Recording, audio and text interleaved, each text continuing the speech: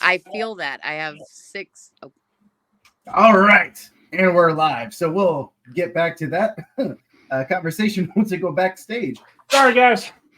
And James is with us, so let's go ahead and get started. I am TJ Lombardi, and I am super happy, actually very humbled, to be the moderator of today's panel.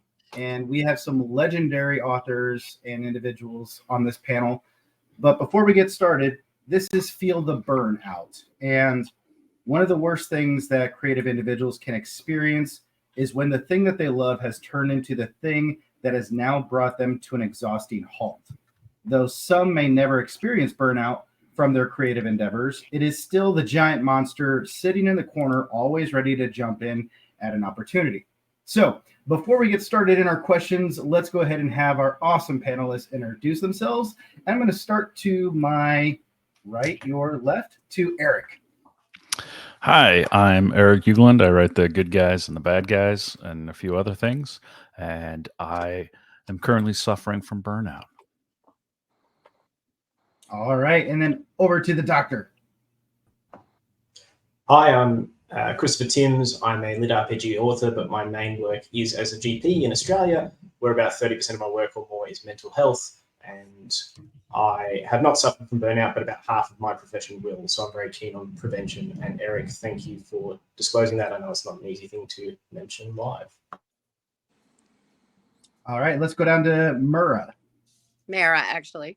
Oh, thank you, Mara. No worries. So I am best known in the author community, convention community as a costumer, professional costumer, production designer. But in my, skills of a misspent youth, I was also at one point in time an author. And in addition to that, I also am a human service worker with degrees in human services, mental health, psychology, sociology, and I'm also registered clergy. So I've done quite a bit of mental health advocacy and clinical work. Wow, very cool. Awesome. Well, thank you for joining us. And of course, last but not least, James. Hey, everybody. I'm James Hunter. KT Hannah. Good to see you. I'm James Hunter. I've been writing full-time for almost 9 years now. I started publishing back in 2015. I've written a lot of books. I wrote Viridian Gate Online, Rogue Dungeon, Vigil Bound's my newest series that I'm working on, Bibliomancer with my buddy Dakota, Shadowcrops with my buddy Aaron Michael Ritchie. I also run Shadow Alley Press. And I've worked with a lot of authors over the 9 years that we've been doing this. We have about 20 full-time authors, or 20 authors, about half of them are full-time. And I've seen a lot of people burn out, and I've been on the other end of that. I have straddled the line. I have tap danced with it. I've looked it into its eyes and kissed it lovingly as it's tried to drown me like a small child. It's terrible burnout. And I have been there over and over and over again. And I have walked with other people who have experienced it time and time again. Some of them have managed to come back from it, and others haven't. And it's a real son of a bitch, to be honest. And I've seen a lot of my friends just vanish, and it's really sad and really hard. And so I feel privileged and honored to be able to be here and talk about what has worked for me and what I have seen, and hopefully help anyone who's experiencing burnout. Awesome. Well, thank you, James, and thanks everyone else. Again, I think it's just one of the biggest things that those of you who are here and openly talking about it just shows your guys' courage and willingness to be vulnerable and talk about such a sensitive issue. So very cool. All right, let's get into the first question that we have for our panelists. And it is, for those of you who have gone through burnout, can you reflect and can you actually pinpoint when that initial moment started, and how did it build to the point where you had to finally admit, yeah, I'm at a burnout phase? Eric, would you actually like to go first on this one? Sure.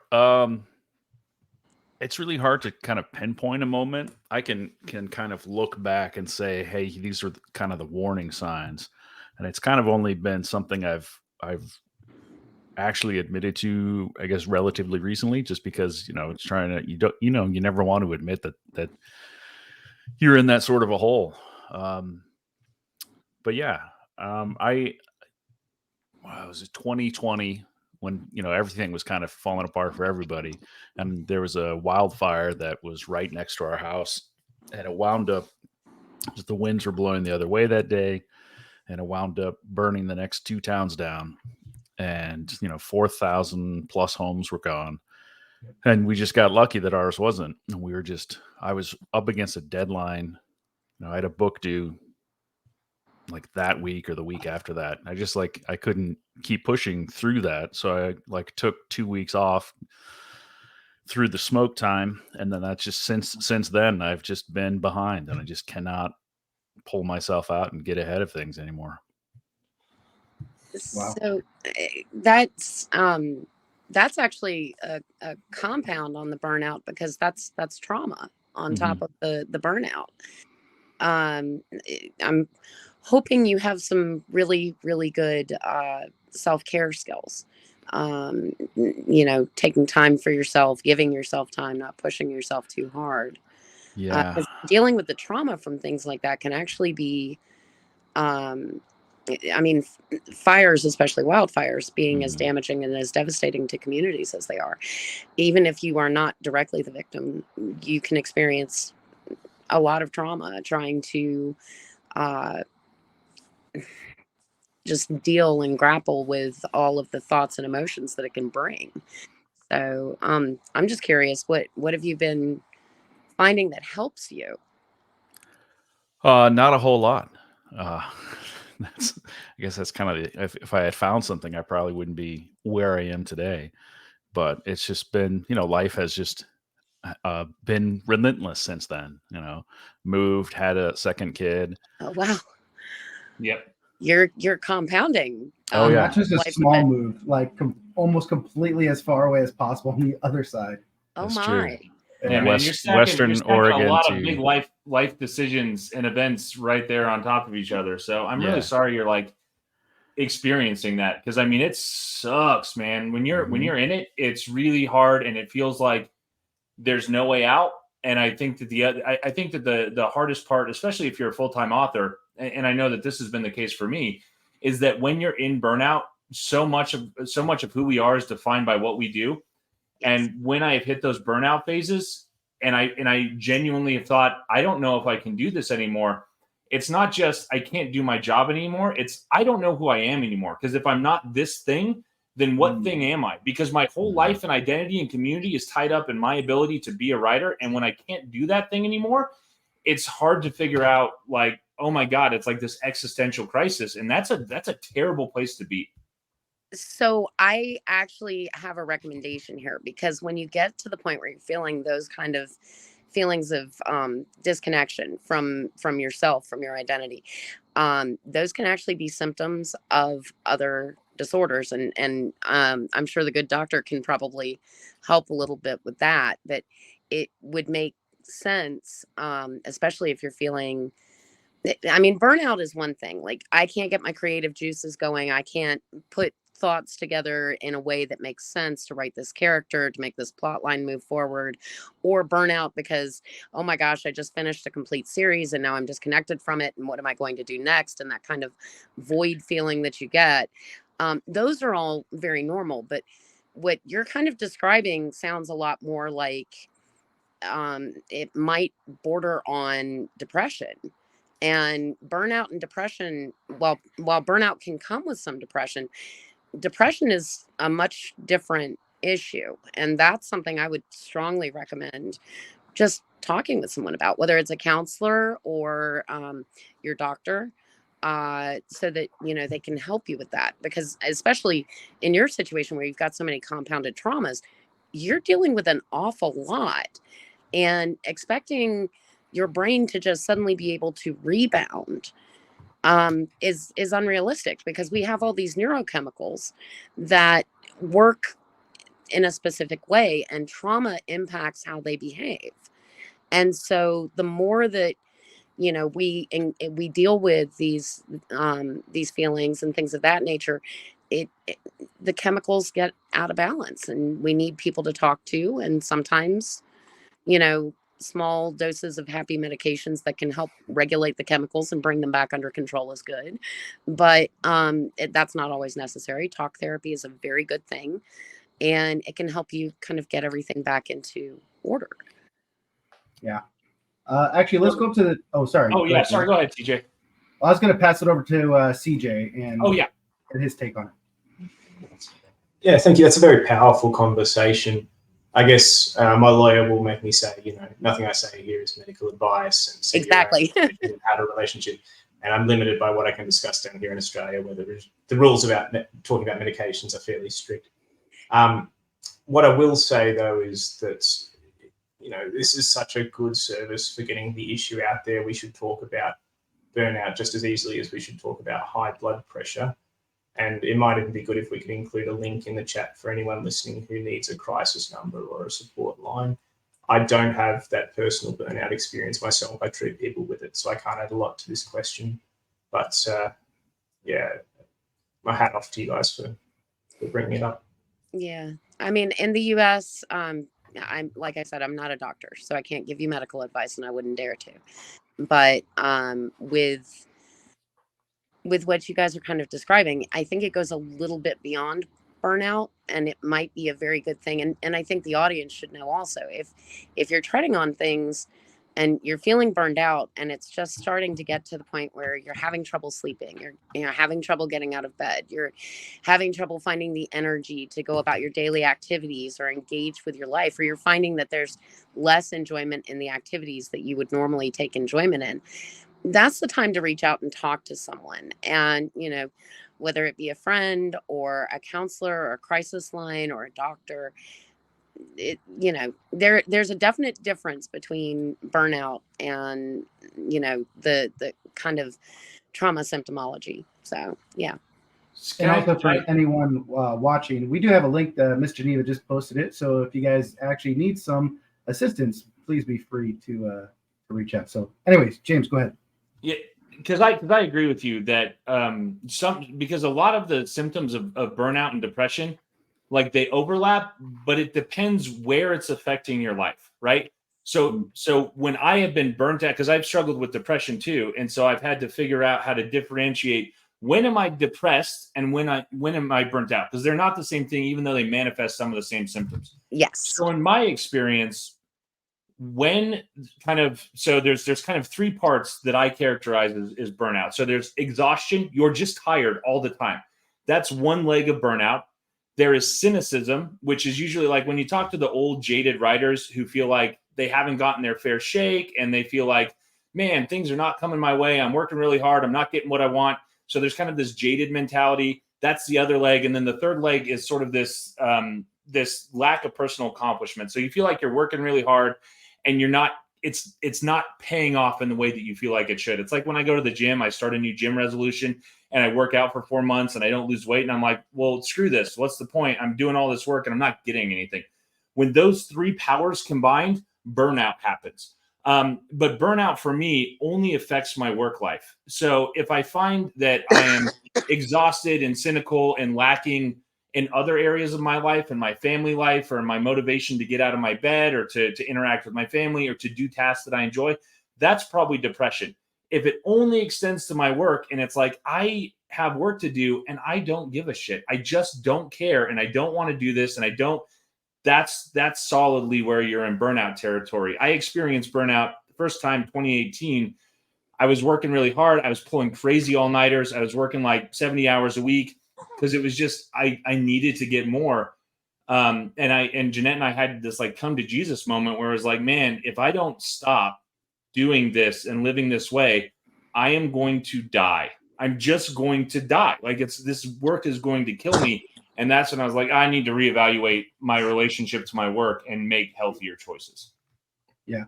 CJ, up to you. Sorry. So I can see a few people in the chat are hesitant to seek help. What I tell gamers who come to see me, and I see a decent proportion of gamers just for whatever reason, is some days when you have mental health, it feels like you're rolling a natural one. But if you're talking to a psychologist, you are rolling with advantage. And that is really what our role is as a GP, as a psychologist, as a mental health nurse, or a therapist, is to give you an advantage at treating the problem. And it's often not a quick fix, but that's why if you're hesitant to reach out, please do so. No one's going to judge you. No one's going to say no. Yeah, there's a big stigma, especially in the United States and especially in certain parts of the United States, about seeking treatment for mental health issues. And the only way to stop that is to talk about it and make sure people know that it's very normal and very natural to go through these things. And everyone at some point in their life will experience it. And everyone can always use a hand up and someone to talk to. So it's not a bad thing to reach out. And I will say that is especially true in the indie author community. Sorry, guys, it's been a long day. So some of my buddies and I, we always joke about accelerated author time. Indie authors are a special breed, and if you make it 5 years in this industry, you are a veteran. There is no other industry that I have ever seen where burnout and turnover happens so fast and so quickly, and it's because of this accelerated author time. When you think about what indie authors are trying to do, we are trying to take a 30-year career and compress it into a 3 or 4 year span. Most of the people that are on this panel or are doing things in our genres or other genres have put out 20 or 30. How many books have you put out, Eric? 40, I think. I'm at 42, or I just finished 41. And I've been doing it for 9 years. Professional authors like Jim Butcher or Stephen King or these people that have been doing it for decades have the same number of books as most indies that are out there. And when you're trying to compress a 30-year career into 3 or 4 years, that's hard. 30-year career authors, they get burnt out too. So it happens really fast, and you just have to be cognizant of it because it's more pervasive in this industry than I've seen in any other industry. So I think actually, James, you're leading us to a great transition question that I have for us. And Mara, let's start with you. So the question is, what would you do differently to avoid burnout, or what is your advice to other authors to be mindful of what to avoid? So I'm going to approach this from two different ways because honestly, one of the things when I'm writing, I have a tendency to, I do all of these charts and like crazy mapping out plots. And then my husband and I, we're both gamers and have been forever. And we will sit down and we will game and we will role play out the scenarios based on kind of the bullet points that I've hit. It's sort of like I'm DMing a game, but at the same time, we're just really role playing off of each other. 23 years together, it works pretty well. And by having an extra person involved in the process and sounding board and talking back and forth, it helps me kind of continue to feel engaged. And when I hit those weird points where I'm like, I just can't do this, this is not working for me, none of this, is flowing correctly, and I just get to the point of fed up and frustrated that I'm like, why am I even trying to do this anymore? I find that having that other person, that other voice going, no, it's okay, it's really cool, we can get this done, let's take a break, let's go to the grocery store, let's do something else, let's and the breaks are important. What you do in the breaks are important. I mean, you don't want it to just be your normal day-to-day stuff that you got to get done anyway. Sometimes it needs to be something self-care. Go see a movie. Sometimes actually, funny story, one of the books series that we were working on, we were at the tail end of book number 3 of a 3-book series, and we started really hitting a wall because we didn't want it to end. Like we were so attached to the characters and so attached to everything that was going on. They were like, okay, we're kind of looking at this precipice and going, oh my God, it's almost over. And it was freaking both of us out. So we were hitting kind of this wall. And we ended up going to see a Marvel movie that had just come out. And we came home and we were like, Marvel keeps doing things in waves. And it gave us a whole new line of thinking on some of the things that we were doing. So I mean, even just doing something that seems benign can end up being creative and getting the creative juices flowing again. But it's all about, just kind of taking time and having that sounding board, at least for me. Okay, perfect. And then Doctor, let's actually go across to you. Yeah, so I'd probably bring a different perspective here, just because I got into writing because I spent a year trying all the things that are supposed to prevent burnout, and some, admittedly, the evidence is not robust. But I spent a year doing things like yoga, and trying surfing, and trying community activities. And one of my challenges was to write a book. So for me, writing is actually what I use to prevent burnout in the medical profession. I write books about weird things like men riding giant wombats, but I also put myself out there and write books about general practice. And for me, writing is actually a very useful tool, and there's some cool evidence that writing is good for doctors to prevent burnout. Now, that is a different point of view to someone whose career and family livelihood is based on whether or not people like your books. So I appreciate I'm coming from that angle. In terms of what can help prevent burnout, there's a couple of things that there is evidence for: regular exercise, good sleep, eating well. There's some evidence for creative endeavors, be it art, dance, writing, whatever your jazz is, as well as some evidence for community engagement. So getting out there and whatever suits you, gardening in a land care group, getting out for a cycle with some mates, whatever works for you. Community engagement seems to help with some parts of burnout. But the trouble is, if your external stresses are such that you're at risk of burnout, whether you're a doctor working crazy shifts or you're a writer under extreme pressure to get finances in for your family, until you address that, it's going to be very hard to treat the burnout. You can do some things to mitigate and slow it, but it's this balance between being resilient and getting rid of the external stresses, or at least managing them. And it's a fine balance. Right. So I actually want to jump down to James next, because James, you have a little bit different dynamic here where you're a publishing house and a director that is literally kind of like that NCO, leading your other authors and helping them out as well as that. So, what would you do differently to avoid burnout, and what's that advice that you give your authors within the stable? Yeah. So I've been on the receiving end of burnout a couple of times, and I've managed to walk my way back from it. I've seen a lot of our writers burn out, and it's really sad when it happens. There's a couple of things, sort of commonality and trends that I see amongst writers who tend to burn out. One, and it happens even more often with successful writers than I would say new writers. And it's because a lot of successful writers are pushing themselves in really unhealthy ways. And so you have to create a career track that is sustainable. And sometimes we get so pressured, especially in our own communities, to have this massive output. In the romance community, they're looking at doing a book a month. A book a month is not sustainable long-term for anyone, I don't think. And there are people that say, no, it definitely is. And most of those people last 3 years and then they burn out. I really think that you have to have a more sustainable model, and a couple of things that help with that sustainability. One, you have to create boundaries. And when I say boundaries, you need to put a stopping time and a starting time on your work, and you need to just make it like work. Because the thing about indie publishing is that it is a black hole that will eat as much of your time as you are willing to give it. And so for me in 2018, I said, I'm not going to do overnights anymore. I'm not doing, overnight benders anymore. I'm going to have a regular sleep schedule. I limited my hours, which was a really hard thing for me to do. Instead of working 60 or 70 hours every week, I said, no, I'm going to cap it at 50 hours a week, and I'm not going to work any more than that. I set really hard boundaries for myself. I started exercising regularly. Those three things: normal sleep schedule, healthy boundaries, and a moderate amount of activity really, really helped me. And what I found is, though, even though I was writing, like I was working less time, the time that I was working was actually significantly more productive because I was better rested and I was in a better mind state.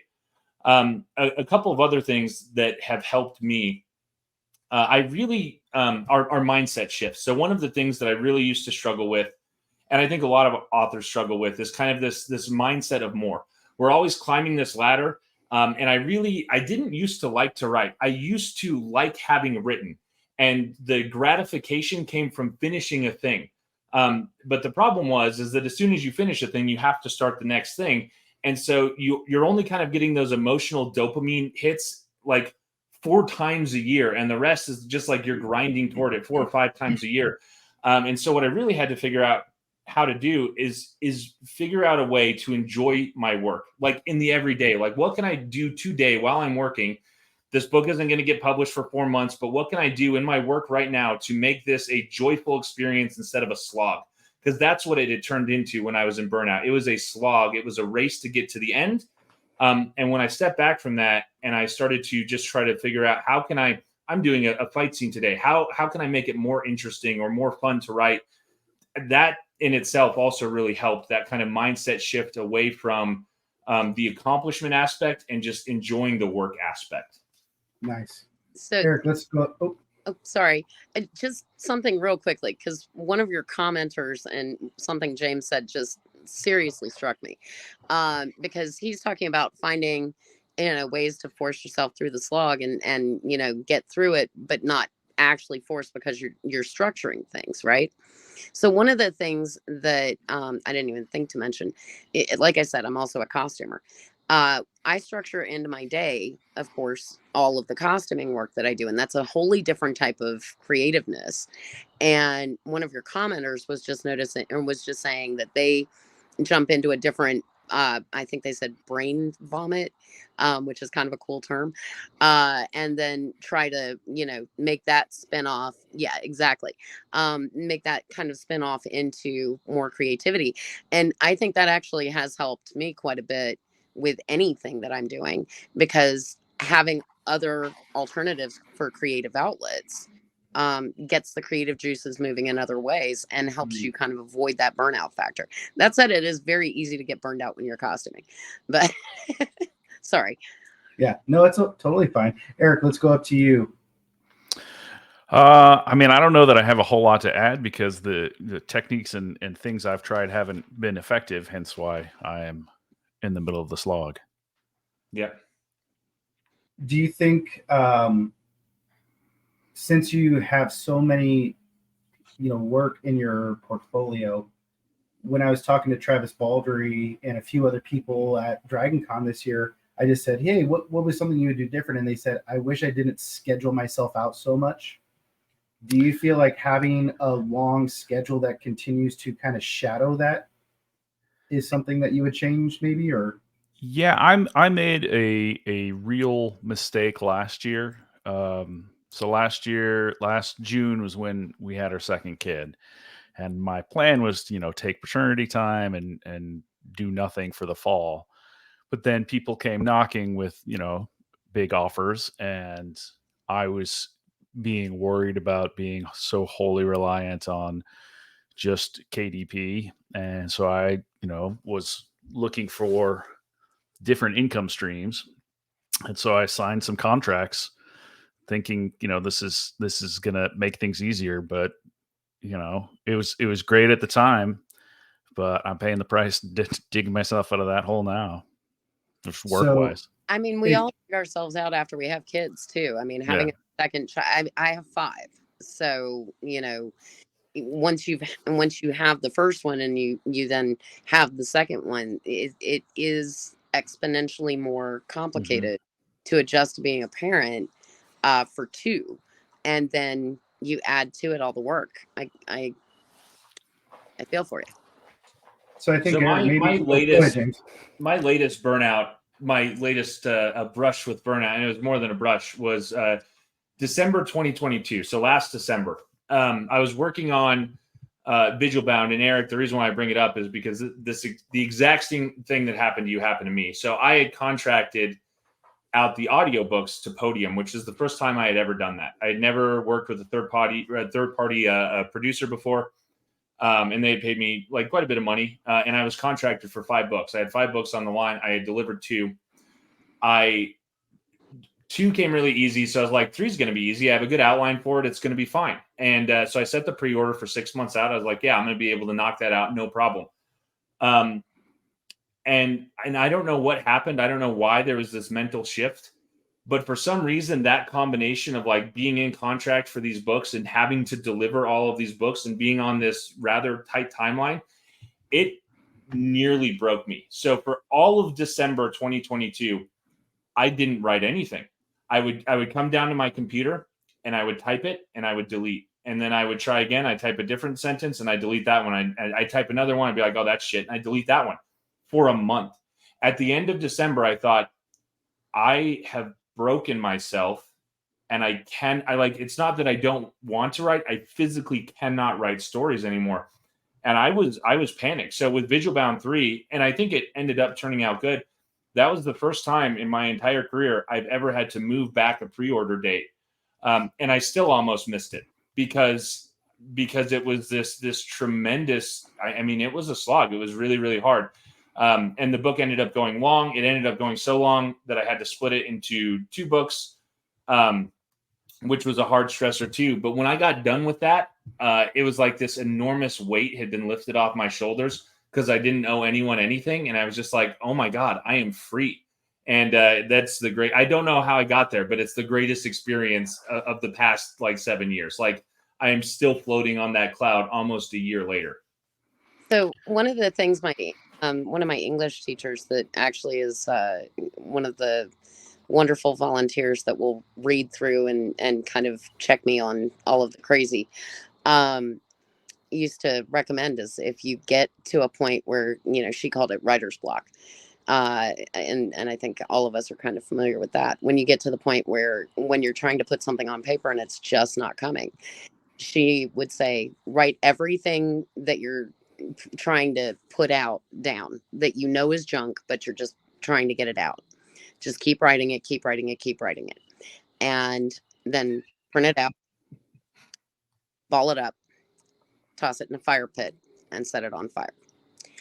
And I think that's kind of a catharsis. It's kind of a release of all the junk, and it might help. Eric, you're about to say something. Oh, I think I was reacting to you having to move a pre-order, and I've moved every single pre-order for the last 2.5 years. So I'm sorry, it's not funny. It's really, really no, it's hilarious to me. It's shit, but it was a phenomenally stressful event. I was like, am I going to lose my KDP count? This has never happened before. I don't know what I'm doing. It was panic mode, man. That first one was very panic filled. The other 15 have been easy as pie. I'm really curious for you guys to add some insight, because I think, for a lot of aspiring authors or authors who are starting out, as you get more immersed in the genre, more immersed in the space that is here, they start hearing the contracts, and there's kind of this, incentive. There's this goal of oh man, I want to get to this point.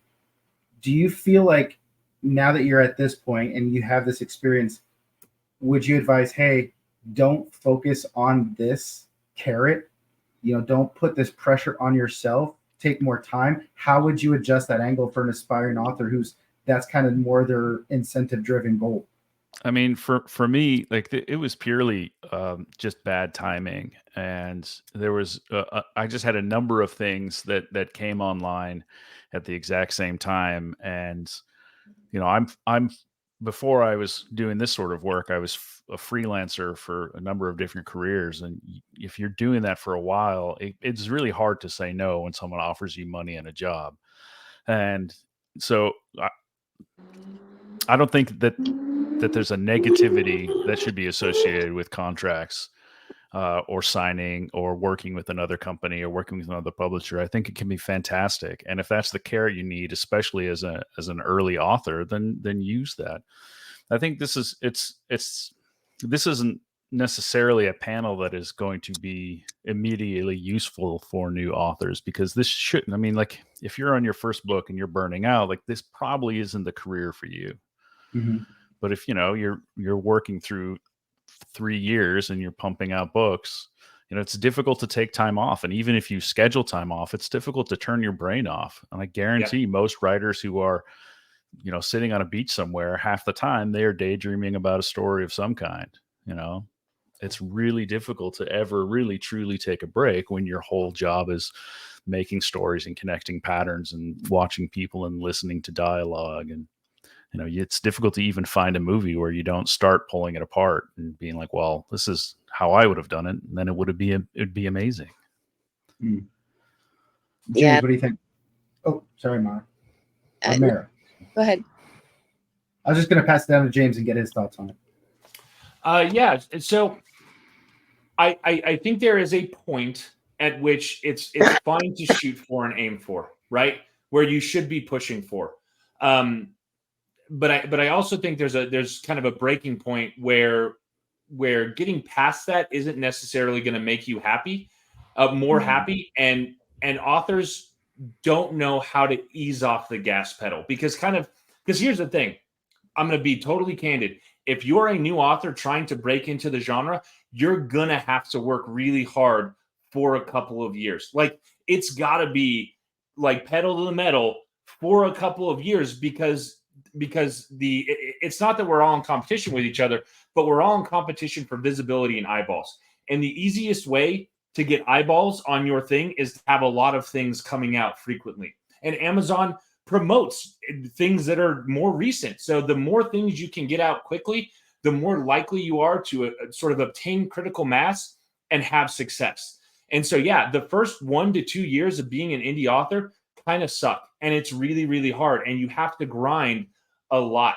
When I was in the military, so I deployed a couple of times to war zones and their deployments. And the things that made deployments bearable were the fact they sucked. You were on the clock all the time. I mean, it's like 16 hours a day of just nightmare fuel. But the thing about a deployment is that deployment ends. And so because a deployment ends, you can always say, well, yeah, this sucks, but I know in 9 months it's going to be over. This sucks, but I know in 8 months it's going to be over. This sucks, but I know in 7 months it's going to be over. So as a new author, that's the way that you have to kind of approach this if you want it to be a job. This is going to suck, but there's going to be a finish line at some point. The problem is for most authors that do this as a career is and get that sort of critical momentum and they get that success is they grind for 1 or 2 years and they hit it and they release the books and they get the traction that they want. But then they've built the habits and the mindset of deployment and they don't know how to not be on deployment. And deployment only works if it's got a finish line. And so then you're on deployment for 4 years and then 5 years and then 6 years. And then you can't be on deployment anymore because your body and your mind breaks. And so you have to figure out how to transition that from, yeah, I'm on the grind right now, but I need to get to a place where I can ease off a little bit and create better, more sustainable habits. And making that transition is super hard because once you built a habit for 2 years, it's hard to build a different habit. So I love that. he hits on something really important there. So like back to structure, right? One of your commenters made the comment that, you know, many authors are neurodivergent. It can be hard to kind of set limits, right? So if you are trying to get into a structure, you have to treat it just like, you know, especially if you're a neurodivergent author, you have to set realistic expectations, realistic goals. You have to really come to terms with exactly where you want to be, how you want to do it. And I would recommend making an outline, stair step it, you know, say, okay, I have this contract. I've got this book that needs to be out in, you know, a month or 2 months. I'm going to take the first week. I'm going to write my outline for the 7 days. And then I'm going to write 40,000 words over the next, you know, whatever. And just delineate how much you're going to spend in time and how you're going to structure it out and aim for those goals each day. Because then if you've got the structure, yeah, you're probably still thinking about the book when you're not actively working on it. But if you structure out your day so that you've got kind of a beginning and an end and you're not constantly running for the finish line, you're able to take better breaks and better care of yourself. And self-care is very important. Great stuff. CJ, up to you. It is very hard to be present and takes a lot of brain training. Everyone here has sort of highlighted that as an indie author, you really can be on all the time, and that's not sustainable. It's very hard when you see that first Amazon ranking that goes up, or you maybe get your first orange tag. Man, that's a dopamine hit. But you really do have to sit down and train your brain to be present, whether that's through meditation, whether it's through exercise, whatever works for you. Because otherwise you are always on and you're not enjoying everything else in your life that is protective for burnout. I love that. Yeah. I think I got a good question for us that we probably Sorry, all know TJ, the answer. Can I something that Mara said kind of struck me, and I think that it's worthwhile because she was talking about Go kind ahead. of stair-stepping out your plan. This is one of the things, and I think for newer authors, this is part of it, but it can be for long-term authors too. I call it the motivation bubble. I always use the example of going to the gym. It's the New Year's resolution. I'm going to go to the gym and I'm going to lose weight. So whenever I start a New Year's resolution where I'm going to go lose weight, I create this elaborate plan of, okay, I'm going to hit the gym for 2 hours a day, 5 days a week. And I build this whole thing, right? But the thing is it's this bubble that exists outside of my actual life. And for a couple of weeks, I can do it. But then that bubble starts to rub up on the rough edges of my life. Oh, I have to take my kids to school today and I'm going to miss my gym session. Or, oh, I have a doctor's appointment and that's going to make me not be able to do the thing. Or, oh man, I was going to eat healthy today, but now I'm out and I have to eat fast food because I don't have any other options. And all of a sudden, the rough edges of my life pop my bubble. And then I give up because it's this all or nothing mindset for me. And I know it's that way with a lot of authors. And so a lot of authors, especially newer authors, they'll get into this motivation bubble where, oh, I'm going to write 40,000 words over the next, 2 weeks. And so they have this bubble that's not realistic. And when it starts to rub up on the hard edges of their life, and then they miss a day or they fall short of their word count goal for that week, all of a sudden it's like, well, I can't hit that 40,000 words. So I might as well just not try. And then you just give up and you fold in on yourself. And that happens to me. And I know that happens to a lot of other authors. And so when you're making those plans, the only way that they actually work is if you integrate them with your life and you realize it doesn't have to be all or nothing. Like if you miss a day, that's okay. That happens. That's going to be life. And you have to kind of build in those spaces and know that going into it, or you end up in this place where like it all just falls apart and then you feel bad about it. Nice. So I have to laugh because one of my best coping mechanisms for everything in the world just started popping up on the screen. And it's something that I think everybody should do. Community and friends and having a social circle that you can communicate with is so important. And one of the great things about the author community is that so many of us have connections to each other, not just, in person, but on social media. And we can go out and we can have our little friend groups and things, or we can pick up the phone and call and say, dude, I am having such a hard day with this stuff. And it gives us kind of a person or people that get it, that understand what's going on, and they can help just as much because they've been there. It's kind of like this panel, but all day long. You guys are actually like hitting all the transitions in like perfect timing. So this is awesome. And we have 2 questions that were asked by our audience. They're almost identical in some nature. So we'll start out with the first one from Paul, who said, what's a good way to talk to someone if you hate talking about feelings?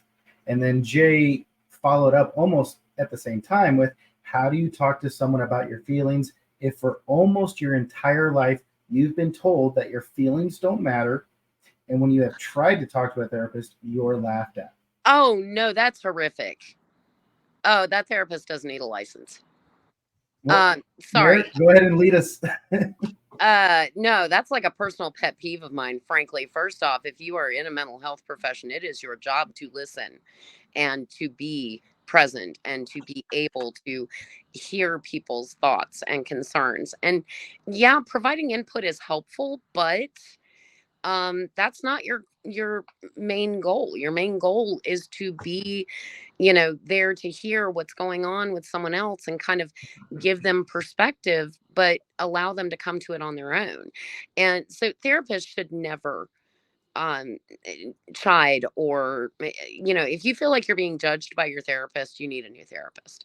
That said, now if you're not used to talking about your feelings, believe me, I get it. I was raised by a Scottish grandmother. And so feelings were not a thing that we discussed. It took actually me going to college for mental health to realize that it was okay to have these conversations and to talk with people. Everyone will usually have one person in their life that feels safe in some way, shape, or form. And that person is who I would recommend you go to first. And you don't have to go, hey, I really need somebody to talk to. I'm having a majorly hard time. You can really just make it as simple as, hey man, I can't get out of my own head tonight. You want to go get a beer? Mm. And just let it evolve organically. The best conversations and the most helpful ones, especially for our own mental health, yeah, there you go, um, are the ones that are organic and real and really help focus in on what's really going on in your head. Because sometimes there's so much going on in there, you don't even know what all of it is. Yeah. Sometimes there are so many things running through, it feels like you got track athletes running hurdles. And so it takes time to kind of figure all of that out. And having someone else to talk to can be very helpful. Writing it all down is also very helpful. But authors have a tendency to isolate. And I think the more that that is, um, that we allow ourselves to do that, the harder we make it on ourselves. James, go ahead. So obviously talk to a therapist. I mean, you should talk to a therapist. Most of us should probably talk to therapists. I've had a therapist. Therapists are great. It seems scary at first, but they don't judge you. It's awesome. And the thing is that they're paid to not ever interact with you in any other way outside of therapy. So it's not like it's great. So talk to a therapist first and foremost. The other thing though, and I feel you because I was in the Marine Corps and I know that they beat feelings out of you for good reason, right? Because you're going to deploy to a war zone. They don't want people feeling things. They want people to bottle all of that up and turn it into rage, which is great for the Marine Corps, not so great for real life. I mean, they did the same thing. I'm just saying, it's not just Marines. No, absolutely. A couple of things. One, there's a book that I would recommend everyone should probably read this book. It's called Daring Greatly by Brene Brown. The subtext is How the Courage to be Vulnerable Transforms the Way We Live, Love, Parent, and Lead. I love Daring Greatly. It revolutionized and transformed my life. And really what she talks about is this idea that there's this tremendous courage in living vulnerably. When we are not vulnerable, we sort of close ourselves off to others, and we do that to prevent being hurt. But the truth is it internalizes our hurt and it prevents us from having authentic relationships with other people. So start there, read that book. It's great. There's lots of great practical applications and sort of workshop guides to help you figure out how to be more vulnerable in your interactions. I would also say start a mastermind, like an emotional support mastermind with a small group of your peers. So Dakota Kraut, Michael Chatfield, and myself, once a month, we have a Zoom call that's called Man Love Monday. And we do it once a month. We get together on Monday and it's not really about publishing. It's just about like, hey bros, how are we doing? What shit are we struggling with? Like what's going on? And I think trying to be vulnerable with everyone is hard. It's too hard. Oh yeah, no. But if you can find a couple of people that you trust and value and you know are going to be vulnerable with you, it kind of creates that space for you to be vulnerable and say, man, I'm having a hard time and I'm dealing with a hard thing. And for other people to kind of just like be there in that space with you. They can't always offer you the answers or the solution, but just knowing that like I'm not alone and that there's other people who know what I'm experiencing and give a shit, that goes a long way towards sort of this transformative healing. So see a therapist, read Daring Greatly, find a small group of contemporary peers that you can work to be vulnerable with and meet on a semi-regular basis. And the other thing is, keep in mind, if you are a member of a church or something along those lines, you can also go to your clergy. And quite often that is a free option for therapy, since I know every author is always looking at, yeah, but therapy's expensive. How do I do that? Yeah. If you don't go to a church, if you're not religious, there are, of course, crisis lines and plenty of free phone lines that you can use. And, some of the best things in the world can come out of getting on the phone with someone who knows nothing about your industry or what you do, because they will sit there and they will listen and you will have to explain it to them in detail. And sometimes they will go, but why don't you try it that way? And it's like, holy crap, that just opened up a whole new thing because they have a different perspective. And so, there are free options out there as well. That APA link that she put up is a great one. The American Psychological or the APA has great resources on their website. And the other thing that I would say is, there are any number of people on your Facebook list that you may not even think would care. But you'd be surprised if you just toss something up that says, hey, need somebody to chat with for a minute. Anyone available? You'd be surprised how many people actually do. Can I just jump in there? Unmuted, so Yeah. So a lot of what I do every day, I see a lot of men's health, and that includes war veterans, that includes stoic Aussie blokes, and I try to tell them that vulnerability does not equal weakness. Yeah. That is a really important concept. I would highly also recommend Brené's stuff. It's brilliant. I would recommend reading anything on traditional Stoicism, not the Stoic, just push on with it sort of approach, but traditional Stoicism. That's really good stuff. A lot of what I do every day is sort of match people to a psychologist I think will fit them, because, some people just don't gel with their first psychologist, and that's okay. There's horses for courses. They'll make some progress, but they'll come back to get a referral to someone else. So there's a number of ways you can do it. The other thing with men, and I'm not excluding women here, it's just because my patient base is largely men. No, you're fine. I'm not a woman. I'm non-binary. It's all right. Go ahead. Thank you. So the other thing I find with my patients is sometimes they won't be willing to take a referral to a psychologist, but they will be willing to go to a men's shed and work on something with their hands while they talk about stuff. Or they might be willing to go to a Bunnings sausage sizzle. There's a program called Mentoring Men down here in Australia, which essentially they do cycling, they do charity events, but it's always doing something while people talk rather than just sitting there and talking, because it's very hard to get Aussies to talk about their feelings sometimes. Yeah. So plenty of options. I mean, there's all kinds of stereotypes in the world, unfortunately, that get assigned to people, which sucks. But it's funny when you talk about Stoicism, because I think in the United States, we get a lot, especially in the South.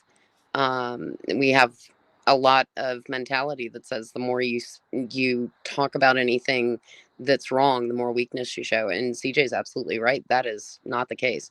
The more you talk, I think the stronger you are. And Awesome. Final point is we do a lot of gender affirming care here at my practice.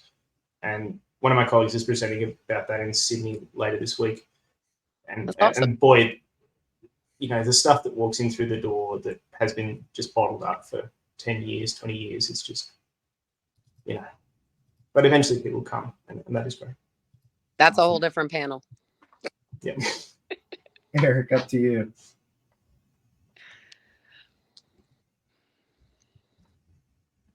I don't know that I have a lot to add on that topic, actually. I think that most of the things that I would say have been said. So, being that we're running up against the end of time, are there any other questions, I guess?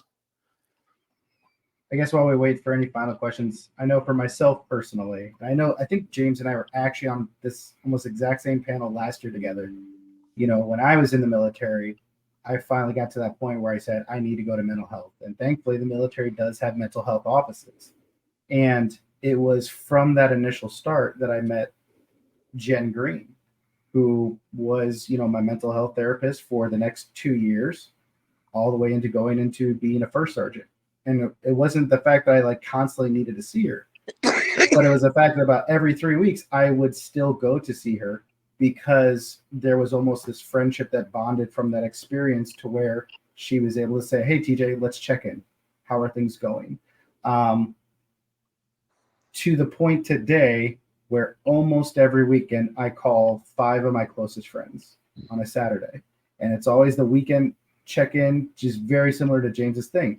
I don't think I would have gotten to that point of calling those 5 guys every weekend if I didn't have that first initial step 2 years ago to start to realize how much, not only do I need this, but I have very dear people to my life that also need this interaction. They're just not at the point of reaching out and initiating. So that's all I'll add to that. It takes time, though. It really does. I mean, everything starts with a first step. And, like I said, I was raised by a grandmother that, we did not talk about our feelings. Like you didn't talk about anything like that. And I went into the Navy and I experienced some crazy stuff, and it really messed with me. And that began my journey into, okay, I really need to figure out how to handle this stuff because I don't think my brain can continue to handle it. And so my answer was to try therapy, which didn't work well. So I decided I'd figure out how to do it myself and went to college. And of course, they tell you don't diagnose yourself, right? But through all of the classes and meeting other people that had the same kind of mindset, it's always interesting who ends up in psychology classes. And then moving out into the private sector and then realizing it was okay to actually talk to my friends, and then finding the emotional support human that's sitting in the chat posting things that she knows she's not supposed to. um you know you find your way. It's hard at first. Everything's hard at first. You keep making the steps, putting your feet one foot in front of the other, and you will get there. Nice. All right, so I think we got about 5 minutes until the panel officially ends. So with that time, let's go ahead and go around the room. If you could go ahead and tell us for the authors, what are you guys currently working on and hope to get out? Where can we best connect with you, and how can we just support you the best? So let's go ahead and start over with CJ. So if he needs to dip out early, he can. Thanks, TJ. My wife is pregnant, so I'm not really working on much at the moment. We'll have a baby soon. If people want to find me, thank you. If people want to find me, they can find me at CJ Timms Writes on all the various social media pipes, or if you want to see health stuff about burnout and such, I'm over at Doc Timms GP.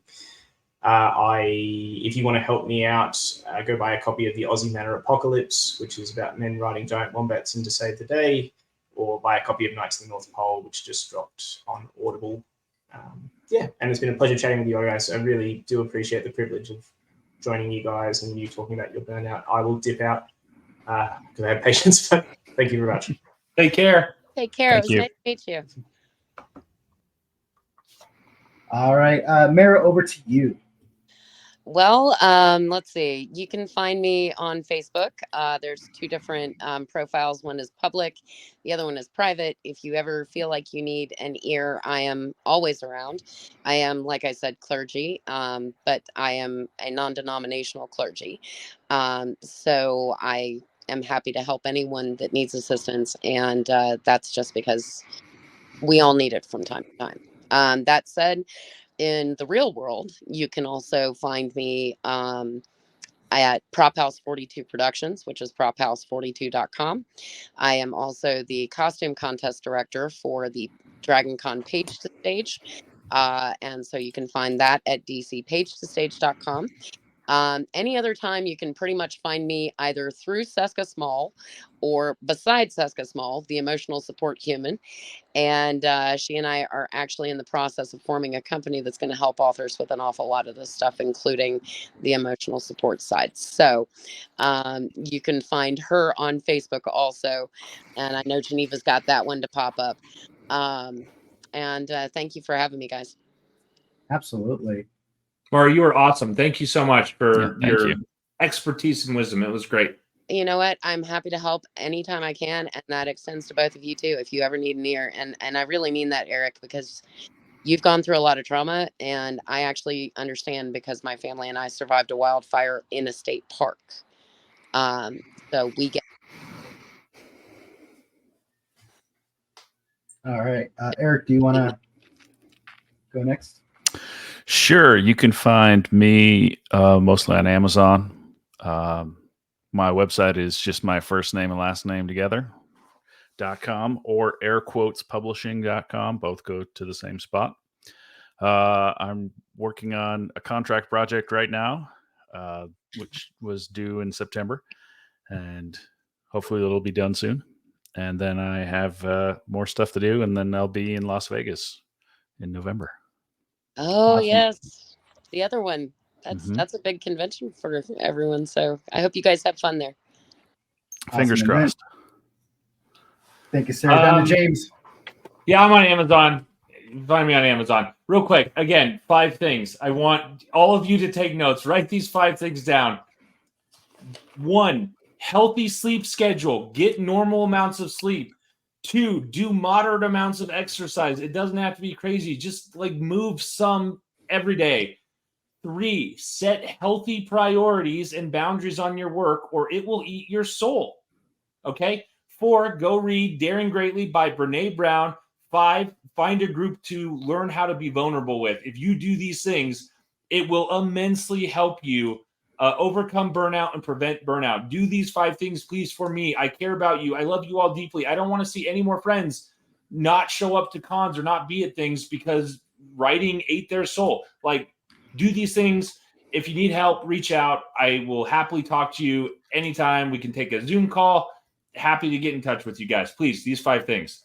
And there's one other thing I just want to make note of, because we kind of touched on it at the beginning, but it's really, really important.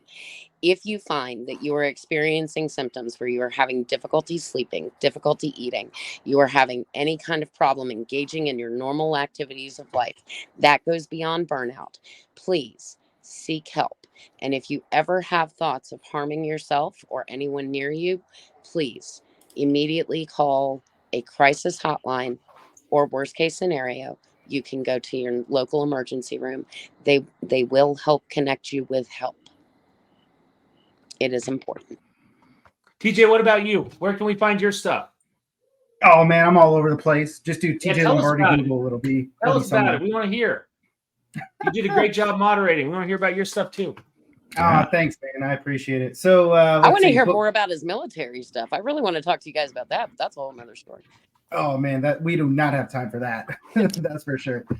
So let's see. The Dying Breed series, book 3 is with my editor right now. We're going to be getting that back at the end of the month, which will also have my first novella short story in it for that series as well, called Thievery. So super excited about that. Let's see. Enmity, which is book 2 in the Scalpel Chronicles, that is dropping in Patreon right now. I think chapter 8 just released today. So you can also expect that on Royal Road to come out in January.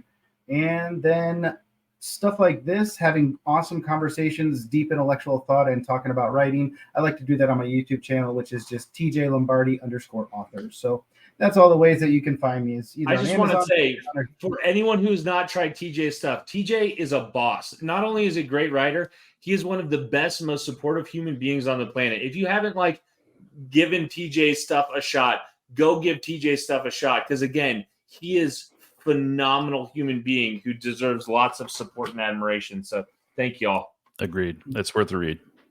Thank you. Appreciate it, guys. So, all right. Well, I think that's it, everyone. So if you guys want to hang out more, I will be in the after party in Discord. And if you have more questions for these amazing people that are related to this stuff, there is a channel in the Discord specifically about this panel. Post them there if we didn't get to them, and we'll try to answer them there as well. You know what? You just brought up something I forgot. You can find me on Discord at @enchanted1. And if you ever need help and want to talk on Discord, you can do that too. All right. Awesome. Well, I think that's it for us tonight, guys. Thank you so much. Thanks, everyone. We'll see you later.